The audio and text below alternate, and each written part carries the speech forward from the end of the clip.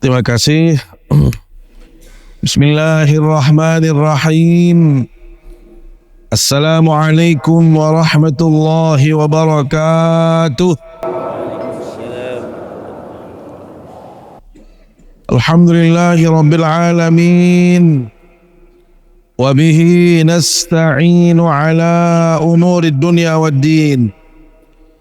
Wassalatu wassalamu ala ashrafil anbiya'i wal mursalin Sayyidina wa habibina wa syafi'ina wa qurrati a'yunina Muhammad ibn Abdillah wa ala alihi wa sahbihi wa man tabi'ahum ila yaumiddin, amma ba'du.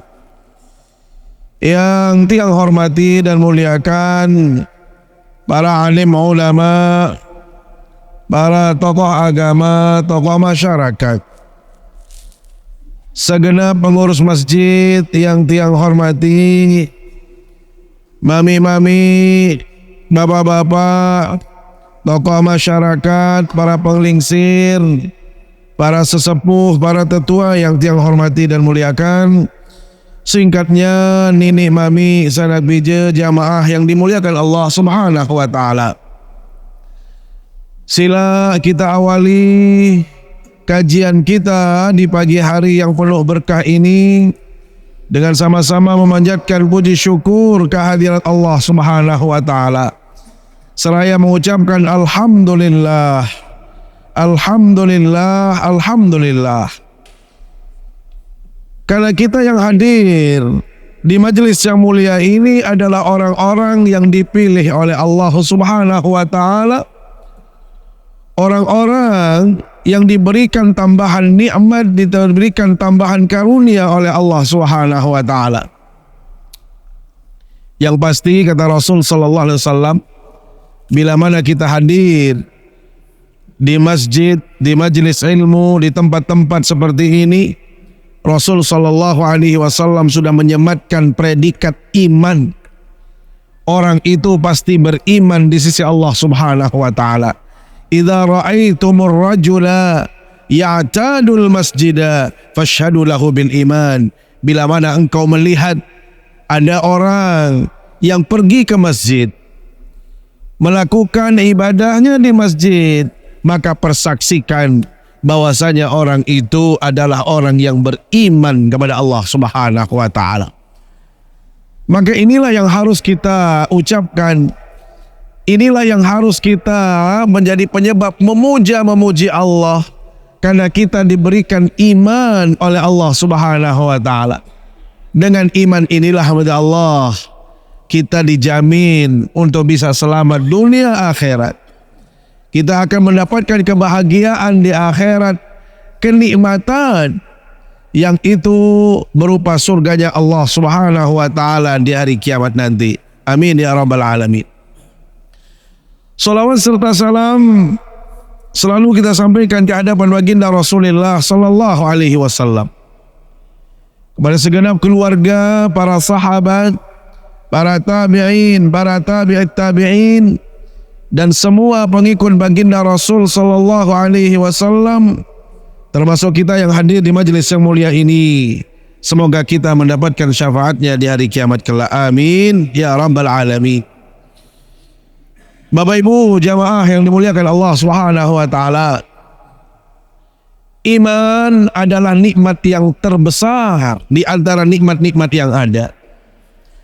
Iman ini tidak bisa dibandingkan dengan nikmat harta, nikmat kedudukan, nikmat harta benda, apapun itu yang kita katakan nikmat yang bagus. Bila dibandingkan dengan nikmat keimanan, maka iman ini adalah segalanya. Iman ini adalah yang terbesar yang Allah berikan kepada hambanya. Karena itu hadirat Allah, mendapat keimanan itulah yang disebut dengan hidayah. Mendapat petunjuk Allah itu adalah nikmat yang paling besar, nikmat terindah yang Allah berikan kepada hambanya. Karena itu hadirat Allah, kita ingin belajar tentang iman, tentang Islam dari para salafus saleh, para sahabat-sahabat Nabi yang telah mendahului kita, bagaimana mereka mempertahankan keimanan, bagaimana mereka menjalani Islam ini dengan baik. Salah satu di antara sahabat yang kita kaji pada pagi hari ini adalah namanya Hanzalah ibn Ar-Rabi al-Asadi al-Usaidi. Hanzalah Allah dikenal sebagai orang yang mapan di keluarga sebelumnya. Karena keluarga sebelumnya dia adalah keluarga pendeta. Dia tinggal di Madinah, kemudian bapaknya adalah seorang pendeta. Begitu mendengar baginda Rasul sallallahu alaihi wasallam datang, maka beliau termasuk anak yang berani untuk menjemput hidayah tadi. Dia mencari tahu baginda Nabi dan dia Islam di hadapan baginda Rasulullah sallallahu alaihi wasallam dalam usia yang relatif masih muda. Hadirin Allah, sahabat ini adalah sosok yang dikenal selain sebagai orang-orang yang masuk Islam di awal mula kedatangan baginda Nabi SAW di Madinah, beliau juga dikenal sebagai seorang penulis atau juru tulis baginda Rasul SAW.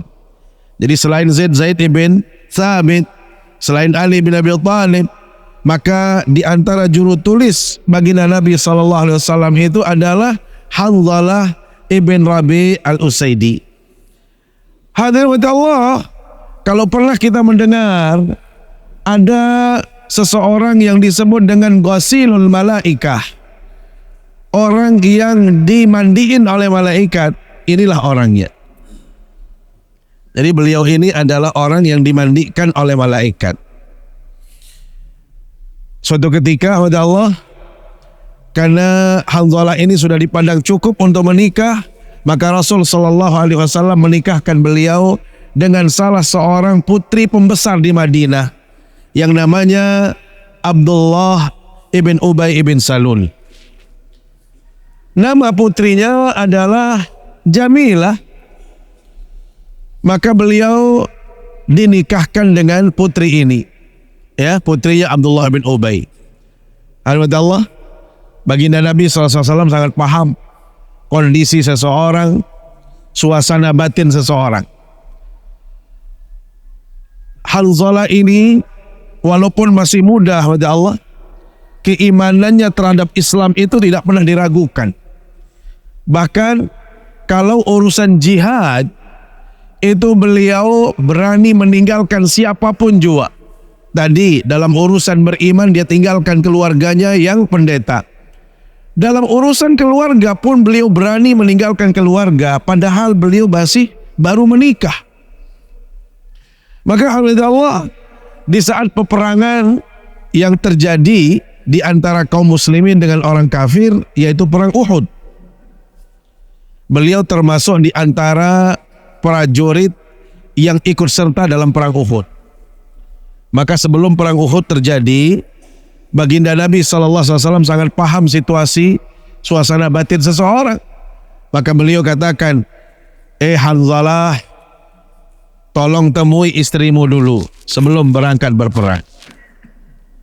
Namanya pengantin baru, Bapak Ibu, ya pasti beda suasananya dengan pengantin lama lah. Kalau pengantin baru itu kan dia biasa lah, itu setiap waktu, setiap saat. Tapi kalau sudah tua-tua ya sekali seminggu, sekali sebulan deketin istri itu biasa. Subhanallah, pergilah Hanzalah ini menghadap istrinya, pergi ke istrinya. Setelah itu beliau dikumpulkan oleh baginda Nabi, "Oh, kita berangkat perang." Jadi subhanallah, setelah itu beliau berangkat perang. Ternyata di perang Uhud itu beliau seperti pahlawan yang hebat sekali, mengalahkan bahkan mungkin setara dengan sahabat-sahabat yang senior. Utsman bin Affan, Ali bin Abi Thalib yang lebih dahulu itu masih sama, mendekati ketangkasan beliau, keberanian beliau. Dalam riwayat dijelaskan, beliau akan memenggal leher atau akan membunuh pimpinan Quraisy yang waktu itu memimpin perang. Beliau sudah robohkan kudanya. Tetapi sayang dari belakang, Allah, pengawal daripada pimpinan Quraisy ini menombaki beliau dari belakang. Walhasil beliau mati syahid di medan perang bersama dengan 70 para sahabat yang dikenal sahabat-sahabat hebat. Kita tahu di Uhud itu Allah ada di antaranya Hamzah ibn Abdul Muttalib, ada Mus'ab ibn Umair. Itu adalah di antara sahabat termasuk beliau. Nah, yang luar biasa pada Allah, setelah peperangan terjadi, suasana sudah nyaman, satu-satu di antara jenazah-jenazah kaum muslimin itu dicari. Ternyata oleh sahabat yang lain itu hanya melihat Hanzalah ini sebagai mayat yang sangat segar sekali. Dan air itu seperti baru mandi. Bagaimana sih layaknya orang mandi pada Allah? Di rambutnya masih basah, keningnya masih air itu masih kelihatan sekali. Bahkan sekujur tubuhnya. Heran para sahabat. Kenapa bisa seperti ini sahabat yang namanya Hanzalah ibn Ar-Rabi ini? Maka Rasul sallallahu alaihi wasallam katakan apa? Saya diperlihatkan oleh Allah bahwasanya Hanzalah dimandiin oleh malaikat. Hanzalah saya lihat sedang dimandiin oleh malaikat. Ternyata baginda Nabi SAW cari tahu ke rumah keluarganya apa yang terjadi dengan Hanzalah. Subhanallah Bapak Ibu, ternyata beliau tadi setelah kumpul sama istrinya nggak sempat mandi junub. Ya, beliau tidak sempat mandi junub dan dimandiin oleh malaikat, itu kata Rasulullah SAW. Berikutnya, kisah yang paling penting dari seorang Hanzalah ini adalah bagaimana beliau menjalani Islam dengan paripurna. Beliau mengajarkan kepada kita untuk bisa melaksanakan ajaran Islam itu secara seimbang. Jadi agama Islam ini Allah terkenal sebagai agama yang mengajarkan hambanya atau pemeluknya keseimbangan. Jadi konsep keseimbangan dalam Islam itu kalau bahasa kita itu ya at-tawazun. Tawazun itu artinya seimbang. Atau dalam bahasa yang lain disebut dengan wasatan. Wasat ini tengah, jalan tengah. Maksudnya apa oleh Allah? Dalam menjalani ajaran Islam, beliau ini tidak terlalu berat sebelah. Kan ada orang yang mohon maaf dalam menjalani ajaran ini kadang-kadang berat sebelah. Apa yang kita sebut dengan berat sebelah? Ada di antara kita yang orientasinya itu hanya dunia semata dalam hidup ini. Sehingga setiap waktu, setiap saat, setiap kapanpun itu dia hanya sibuk dengan urusan dunia. Dunia saja. Setiap hari urusan uang, setiap hari urusan harta, setiap hari urusan bisnis. Tidak pernah berbicara tentang agama Allah. Tidak pernah melaksanakan perintah Allah. Ya. Sehingga orang ini lari dalam kehidupannya. Ini juga tidak baik. Atau sebaliknya, bagi Allah, ada di antara kita yang sedikit saja berbicara itu sudah akhirat saja, sholat saja, ngaji saja, masjid saja. Tidak pernah berbicara tentang ekonomi, tidak pernah berbicara tentang harta benda, tidak pernah bicara tentang kehidupan dunia. Nah, ini juga tidak baik kepada Allah. Seseorang yang menghambakan dirinya hanya kepada Allah, menyerahkan urusannya kepada Allah tanpa ikhtiar di dalam mencari rezeki. Maka hadirin Allah yang dimuliakan Allah SWT, Hanzalah ini adalah sahabat yang benar-benar mengajarkan kepada kita semua konsep hidup yang seimbang. Suatu ketika dalam hadis disebutkan, laqiyani Abu Bakar As-Siddiq radhiyallahu an. Saya berjumpa dengan Abu Bakar As-Siddiq. Maka apa katanya Abu Bakar? Kaifa anta ya Hanzalah? Bagaimana kabarmu wahai Hanzalah? Kata Abu Bakar As-Siddiq. Apa kata Hanzalah? Nafaqa Hanzalah. Hanzalah itu munafik. Kalau kena bani diri, kena sebut diri mana munafik. Marah Hanzalah. Dan kedua berita, munafik. Subhanallah, ditanya oleh Abu Bakar, kaifa anta ya Hanzalah? Nafaqa Hanzalah. nah Hanzalah itu sudah munafik gitu. Allah, alangkah terkejutnya seorang Abu Bakar As-Siddiq. Tidak pernah beliau bayangkan akan dijawab seperti itu. Biasanya kalau kita bertanya, berbagi kabar, alhamdulillah kan, sholah baik, bagus, lancar, selapuan. Ini dia jawaban, berbagi kabar, munafik. Wah, marah dengar amal nikah. Wah, atau pelinggi, pernah kita jawab orang seperti itu, berbagi berita, berseduri, munafik, wah aku nih. Lah, kaget. Subhanallah. Nah, ini jawaban Allah. Setiap sesuatu yang menakjubkan, yang mengagetkan, yang di luar logika, itu kita gunakan subhanallah. Ya. Tapi kalau sesuatu yang baik, yang hebat, ya Allah, dia bisa naik gunung Rinjani, Masya Allah, gitu ya. Kita kan tidak bisa naik gunung Rinjani, ya. Atau misalnya ada orang yang dulu dikenal sakit sudah parah sekali, ya, ternyata mana sembuh, Masya Allah. Itu jawabannya Masya Allah. Jadi bukan Subhanallah. Subhanallah itu adalah ungkapan yang ditujukan kepada sesuatu yang agak aneh-aneh, yang sulit-sulit dicerna. Makanya subhanalladzi asra bi'abdihi. Ya, masalah Isra dan Mi'raj itu adalah menggunakan kata subhanallah. Maka alangkah kagetnya Abu Bakar As-Siddiq radhiyallahu anhu begitu mendengar Hanzalah menjawab, nafaqah Hanzalah, munafik sudah Hanzalah. Beliau katakan subhanallah, berlindung beliau kepada Allah seraya beliau mengucapkan kalimat ta'ajjub, kalimat yang menunjukkan keheranan beliau. Kenapa oleh Allah? Kita tahu bahwasanya munafik itu adalah tanda atau gelar yang sangat buruk.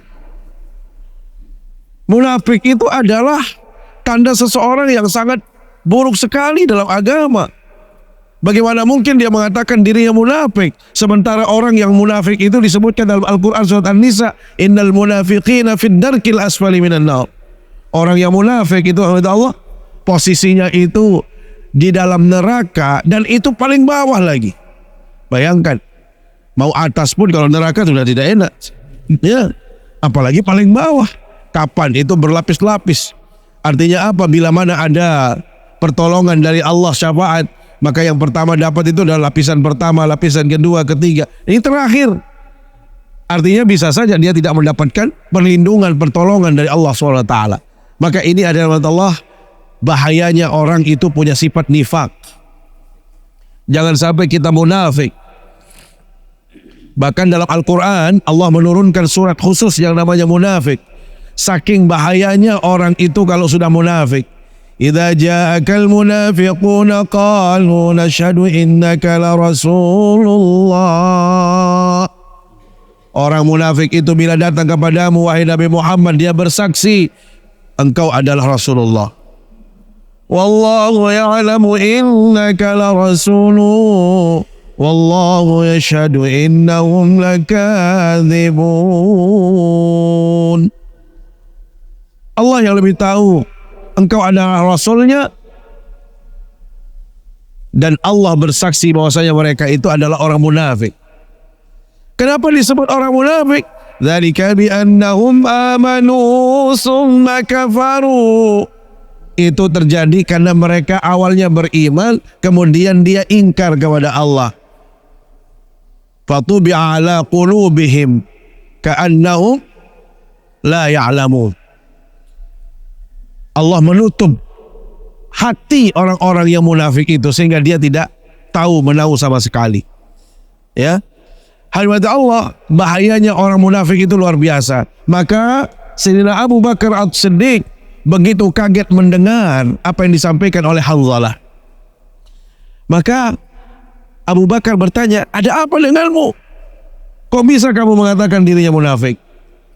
Lihat, luar biasa jawaban daripada Hanzalah. Bagaimana kita tidak munafik? Bagaimana saya tidak munafik?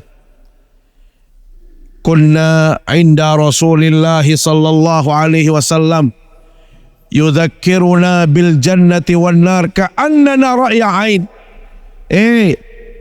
Abu Bakar, kenapa saya mengatakan diri saya munafik? Soalnya saya ini kalau sudah bersama Rasulullah, Kalau kita sudah bersama Rasulullah, kita mengaji, kita mendengar ceramah, kita diingatkan. Masya Allah, kalau beliau berbicara tentang surga, nikmat rasanya. Seolah-olah kita ini bagian daripada ahli surga, senang rasanya. Tapi kalau sudah beliau berbicara tentang neraka, ya Allah sedih kita. Seolah-olah kita menjadi bagian daripada ahli neraka. Itu kalau bersama Rasul. Fa'idha kharajna minhu, kalau kita sudah keluar dari majelis Rasul sallallahu alaihi wasallam, afasana al-azwaj wal aulad wad dhi'at. Abu Bakar, saya ini kalau sudah keluar dari majelis Rasul, hilang semuanya itu. Lamun tuah kaca Rasul la ilaha keti takut tidak mai ida perasa lamun tuah sogol oleh lebalian ya badai kerja senina anak ketelang selapu apa nu main-main kita sama istri berjorak kaca anak jari balik urus bisnis urus proyek badai kerja batur nggak munafik namanya saya. Pernah nggak berpikir seperti itu pelogong? Wah mendang barang menikah munafik saya ini. Kalau di sama Rasul SAW majelis Rasul pacur lamut wasogol lain mutrawas. Oh menu bahasa Abu Bakar lamun menu je paden teloh. Abu Bakar ya bahasa paden menu jan persis wah marasida aku masih menu je berembe ndak lalu jok baginda Nabi teh berketua. Lalu berketuaan sila menu ya solat di entan ni ya kena apa ndak. Soalnya kita mohon maaf Bapak Ibu lamun doa balik apa rawas zikir berzikir boleh balik kelendek lamun doa berjorak ke jana lalu lampak-lampak juk pantai juk laut lalu juk bangkat zikir masih kelendek Allah. Lamun doa urus proyek urus bisnis lalu ngaruh nenggala zikir masih kelendek Allah. Iya bahasa Abu Bakar aku masih menu memang lalu ngusul juk baginda Nabi sallallahu alaihi wasallam. Ya Rasulullah, begitu mereka berdua sampai baginda Nabi. Ada apa gerangan dengan anda berdua? Ini ya Rasul, Hanzalah ini sudah munafik. Abu Bakar berbahasa, tinjau Rasul, "Madak? Ada apa dengan anda semua?" Dijelaskanlah di hadapan baginda Rasul. Ini ya Rasul, Hanzalah ini kalau sudah di hadapanmu, Masya Allah, taatnya luar biasa, zikirnya ingat terus sama engkau. Tapi kalau sudah di rumah katanya main-main kaca anak, kan, main kerja seninan, urus bisnis, urus proyek, lupa. Langsung kemos baginda Nabi SAW. Senyum baginda Nabi SAW. Nabi masan baginda Nabi, ya Hanzalah, Hanzalah, yang namanya agama ini saatan, ya. Yang namanya agama ini kata beliau ya Hanzalah. Oh sebentar disebutkan walladzi nafsi biyadihi, demi jiwa saya yang ada di tangannya kata Rasul sallallahu alaihi wasallam, law tadumuna ala ma taquluna indi wa fi dzikri, engkau wahai Hanzalah, kalau engkau terus selamanya seperti engkau berjumpa dengan saya, takutnya ingatnya kepada Allah, ya. Bila mana anda terus selamanya ingat kepada Allah seperti anda sedang ada di majelis saya, maka anda sudah menjadi malaikat. Itu kata Rasulullah SAW. Anda sudah jadi malaikat, karena memang malaikat yang tidak pernah lupa Allah. Malaikat yang tidak pernah berhenti mengingat Allah. Tapi kalau kita manusia, ya ada, makanya disebutkan walakinnana sa'atan. Kalau kita ya Hanzalah ada waktunya. Jadi kalau kita ingat terus 24 jam menurut Allah kata beliau, berarti anda sudah tidurnya sama malaikat, berjumpanya sama komunitas malaikat, semuanya malaikat, dan itu tidak mungkin. Maka menurut Allah agama ini adalah saatan. Ada saatnya. Kira-kira gitu. Ada waktunya kita sholat, ya kan? Ada waktunya kita ngaji, ada waktunya kita zikir. Tetapi tidak selamanya kita harus seperti itu. Kenapa? Ada urusan istri kita, Mudah berdaya kerja sini, baca zikir-zikir lo tu. Bu, ane berdaya kerja sini na, aja bersama apa? Tasbih, dong tak. Sengaja melampau masih tasbih. Kira-kira bu, walau mertua, cemah barang menikah. Dem teor, dem tersebut, dem tak apa ni? Kau zikir doang. Dan cocok masih menikah gitu. Masuk 24 jam sini dan liwat masih zikir doang. Dan cocok masih nikah dia. Bukan agama kata Rasul SAW. Atau anak-anak kita cuekkan dia, kita zikir saja, itu namanya malaikat itu. Nah kita ini kata beliau ada waktunya Anda bercengkrama dengan istri, ada waktunya dengan anak, ada urusan bisnis, tetapi ada waktunya Anda mengingat Allah. Yang tidak boleh adalah di saat kita urus rezeki kita, di saat kita berbisnis, di saat kita ke proyek, kita melakukan dosa di situ. Itu yang tidak boleh. Mana contohnya? Gara-gara kita sayang dengan anak, lantas kita tinggalkan kewajiban kita di hadapan Allah. Sibuk ngurus anak sampai meninggalkan kewajiban di hadapan. Itu yang tidak boleh. Atau di tempat bisnis, kita justru berdusta di situ, menzalimi orang di situ, membicarakan aib orang di situ, menzalimi. Itu yang tidak boleh. Jadi tidak ada urusannya, bukan 24 jam kita harus zikir saja. Tidak. Islam itu kata Rasulullah SAW saatan. Bahkan mohon maaf kepada Allah, kalau urusan sholat itu tidak pernah lama kita disuruh oleh Allah SWT.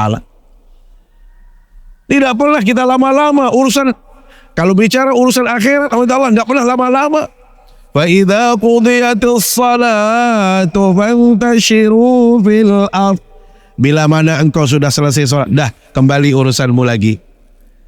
Yang berdagang, yang bisnis, yang jualan. Coba, apa ada perintah dari Allah? Dah. Sampai-sampai kalau urusan sholat Jumat, apa kata Allah SWT? Idza nudiya lis-shalah. Bahkan kalau Jumat itu kata Allah, supaya kita tidak terganggu urusan dunianya, waktu azan itulah Anda harus tinggalkan semua. Ya, waktu azan itu. Tetapi ada hadis-hadis yang lain yang bisa memberikan targhib. Targhib itu supaya kita semakin senang. Siapa yang datang pertama kali ke masjid, maka dia akan mendapatkan pahala seperti onta. Tapi maksudnya bukan jam 8 sudah ke masjid, jam 9 sudah ke masjid, bukan. Ya, waktu-waktunya lah. Mungkin kalau azan jam 12 misalnya, ya jam 11 sudah nyampe, gitulah. Ya, supaya apa? Ada nilai yang lebih. Tapi yang wajib itu apa? Idza nudiya lis-shalah. Begitu azan untuk salat, selesaikan semua. Bayangkan agama ini. Tapi kenapa kita kalau sudah urusan salat kok beratnya luar biasa? Bapak Ibu, coba lihat di kampung-kampung, di teman kita, di tetangga kita, ada orang yang bila mana dari pagi, taruhlah dia jadi peladen, Bapak Ibu, angkat semen, Masya Allah, ni narah min lelah, angkat gesik, ni narah nuan lelah, angkat kerikil, ni narah lelah, piak luh-luh, atung luh-luh, lantai 2, cemoh, ya kamu sulan ngerokok, ya kamu sulan tu, lagu ni bengkel, Allahu Akbar, lah kelelah, dia min Allahu Akbar mulalah, coba, baru akan luh-luh ni dua lelah.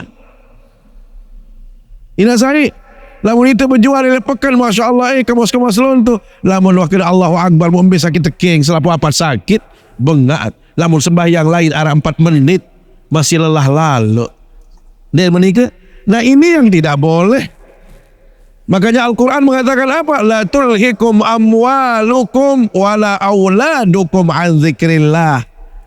Jangan sampai gara-gara mencari harta, ingin menyenangkan anak, kita lupa mengingat Allah. Maksudnya bukan zikir setiap saat, tetapi adalah melaksanakan kewajiban kita di hadapan Allah SWT. Makanya kita bersyukur kepada Allah. Untuk ingat Allah dengan zikir bil lisan saja, itu kan tidak menghabiskan waktu.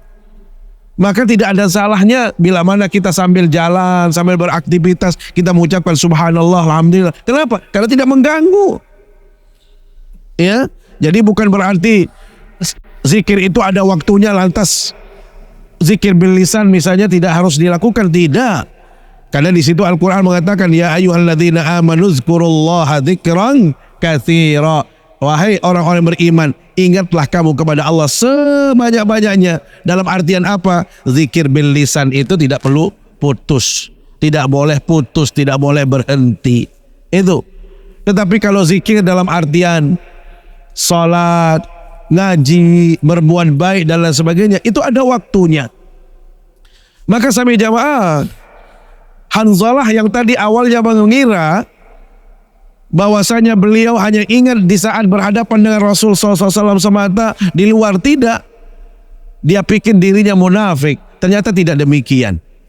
Jadi subhanallah, ini jawabannya bagi kita semua. Allah, kita tidak termasuk golongan munafik. Kenapa? Karena memang agama ini mengajarkan kita keseimbangan. Makanya di dalam hadis yang lain disebutkan bahwasanya inna li ahlika 'alaika haqqan wa li zaujika 'alaika haqqan. Segala sesuatu ini ada hak-haknya. Bahkan li jasadika 'alaika haqqan. Tubuh kita ini punya hak. Makanya seorang bila mana dia berpuasa setiap saat, setiap hari, itu salah. Kenapa? Karena yang paling baik kalau mau berpuasa, kata Rasul SAW, bahkan dalam hadis yang agak panjang, beliau katakan kalau bisa berpuasa 3 kali di dalam sebulan. Maka orang ini mengatakan, saya mampu ya Rasul. Tambah dia dengan Senin Kemis, saya mampu ya Rasul. Bisa lebih daripada itu. Oh, kalau mau berpuasa yang baik, maka berpuasa cara Nabi Daud. Tapi jangan lebih daripada itu, nggak baik. Rasul katakan, kalau lebih dari Nabi Daud itu nggak baik. Kenapa? Karena paling baik puasanya itu adalah puasa Nabi Daud. Bagaimana? Sehari berpuasa, sehari tidak. Tujuannya apa oleh Allah? Ini juga punya hak. Badan ini punya hak. Hal yang sama dengan puasa. Ya, hal yang sama dengan sholat. Sholat juga tidak dianjurkan setiap waktu. Bahkan dalam riwayat di zaman Sayyidina Umar bin Khattab, ada seorang laki-laki yang jam 8, jam 9, jam 10 itu masih diam di masjid. Begitu masuk Sayyidina Umar bin Khattab untuk inspeksi, disuruh keluar semua orang-orang di masjid itu. Ada seorang pemuda sedang zikir. Kamu ngapain? Saya lagi zikir. Ya Khalifah, keluar kamu dari sini. Siapa yang memberikan kamu nafkah? Kakak saya. Kakakmu lebih mulia dari kamu yang zikir ini. Kakakmu lebih hebat daripada kamu yang berzikir. Lihat. Kenapa? Karena waktu-waktu itu bukan waktu untuk zikir. Bukan waktunya untuk di masjid. Masjid itu ada waktunya. Tetapi ingat, walaupun ada waktu, kadang-kadang kita juga lupa ke masjid. Ini masalahnya. Waktunya sedikit pun kita tidak bisa. Sholat sebentar saja, tetapi beratnya luar biasa. Ini maknanya oleh Allah. Jadi supaya kita semakin semangat sebenarnya dalam hidup. Tahu sholat ini sedikit waktunya, ya jangan sampai tidak sholat. Sering Tiang sampaikan, mohon maaf sekali kalau Tiang selalu menyebut ini. Itu baru berdua kecil sekek doang, lupa sembahyang. Kecil, isi repot. Sila. La ilaha illallah. Mending dia berdua marah paparit misal, dia sugih marah paparit, ulidin sama ngambil paparit, kami ada datang ke masjid, wajar pada beliau, tuh tol sembahyang di Jawa, tuh di Jakarta kan mana, lagu itu balun sekek kecil, repot tutup balung Allah. Sila sampai ada orang yang tidak sholat, gara-gara urusan dunianya, gara-gara urusan-urusan yang tidak penting.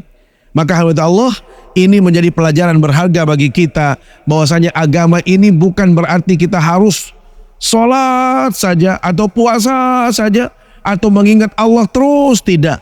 Tetapi yang paling penting adalah ada waktu-waktunya. Maka yang paling utama lagi adalah di saat kita berinteraksi dengan orang lain, di saat kita berada di tengah-tengah keluarga, pastikan kita tidak lalai mengingat Allah. Dalam artian bukan berarti gara-gara kita mencari kesenangan duniawi menjadikan kita lupa untuk beribadah kepada Allah Subhanahu wa taala. Maka mudah-mudahan Allah, cerita yang Tiang sampaikan ini bisa menginspirasi kita. Jadi Hanzalah ibn Rabi al-Asadi atau al-Usaidi ini adalah salah seorang sahabat yang disebut sebagai pemuda yang sangat baik di dalam beragama. Bahkan beliau termasuk salah satu syuhada Uhud yang dimandikan oleh malaikat. Mudah-mudahan bisa menginspirasi untuk kita terus bisa menghadirkan kebaikan, menghadirkan kebajikan, ketaatan dalam hidup ini, dan mudah-mudahan kita selalu mendapatkan kemuliaan dari Allah Subhanahu wa taala. Demikian, terima kasih atas segala perhatiannya. Mohon maaf bila ada hal-hal yang kurang berkenan. Mari kita akhiri dengan berdoa bermunajat kepada Allah Subhanahu wa taala. A'udzubillahi minasyaitonir rajim. Bismillahirrahmanirrahim. Alhamdulillahi rabbil alamin, hamdan yuwafi ni'amahu wa yukafi'u mazidah. Ya Rabbana wa lakal hamdu kama yanbaghi li jalali wajhikal karim wa 'azimi sultanik. Allahumma salli ala sayyidina Muhammadin tibbil qulubi wa dawaiha wa afiyatil abdani wa shifaiha wa nuril absari wa diyaiha wa ala alihi wa sahbihi fi kulli lamhatin wa nafasin bi'adadi kulli ma'lumin lak. Allahumma la tada' lana fi majlisina hadha dhanban illa ghafartah wa la hamman illa farajtah wa la karban illa kashaftah wa la dhallan illa hadaitah wa la musafiran illa sallamtah wa la mayyitan illa rahimtah wa la maridan illa shafaitah wa la hajatan min hawaijid dunya wal akhirah illa qadaitaha wa yassartaha ya akramal akramin. Allahumma taqabbal minna du'aana wa salatana wa qiyamana wa ruku'ana wa sujudana wa jami'a ibadatina wa tammim taqsirana ya Allah ya hayy ya qayyum. Allahumma rabbana zalamna anfusana wa in lam taghfir lana wa tarhamna lanakunanna minal khasirin. Allahumma ighfir lil muslimina wal muslimat wal mu'minina wal mu'minat al ahya'i minhum wal amwat innaka sami'un qaribun mujibud da'awat wa qadiyal hajat. Allahumma a'izzal islam wal muslimin wa ahlikil kafarata wal musyrikin a'da'aka a'da'ad din wa walahum ya rabbal alamin. Allahumma alayka bi'a'da'ika minal yahud wa man nasarahum wa man walahum ya rabbal alamin. Allahumma ansur ikhwanana al-mujahidin fi Palestin. Allahumma ansur ikhwanana wa sallim ikhwanana fi kulli makan khasatan fi Palestin ya rabbal alamin. Rabbana atina fid dunya hasanah wa fil akhirati hasanah wa qina adzaban nar. Wa sallallahu ala sayyidina Muhammadin nabiyil ummi wa ala alihi wa sahbihi wa baraka wasallam. Subhana rabbika rabbil izzati amma yasifun wa salamun ala al-mursalin alhamdulillahi rabbil alamin. Subhanakallahumma bihamdika asyhadu an la ilaha illa anta astaghfiruka wa atubu ilaik. Wassalamu alaikum warahmatullahi wabarakatuh.